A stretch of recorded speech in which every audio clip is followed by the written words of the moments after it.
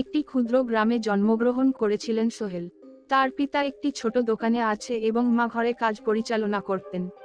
তাদের বড় ছেলের সোহেলের আর্মি হবার স্বপ্ন ছিল। সোহেল শিক্ষা প্রতিষ্ঠানে ভর্তি হলেও পরিবারের অর্থনৈতিক অবস্থা খারাপ ছিল।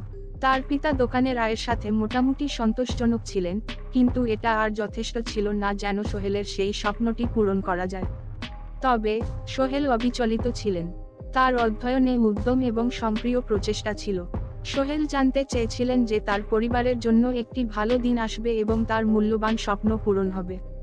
পরিশ্রম এবং আত্মবিশ্বাসের পরিস্থিতিতে সোহেল আর্মি স্কুলে ভর্তি হলেন। তার অধ্যয়নের পথে অনেক সমস্যার সামনে তাকালেও সোহেল অবিচলিত ছিলেন এবং তার লক্ষ্যের দিকে অগ্রসর হতে চলেছিলেন। সোহেলের কঠোর পরিশ্রম এবং উদ্যমের ফলে তিনি সম্মানিত একজন সেনাবাহিনীর সদস্য হিসেবে আসা এবং তার পরিবার প্রত্যাশিত স্বপ্ন পূরণ হয়েছিল।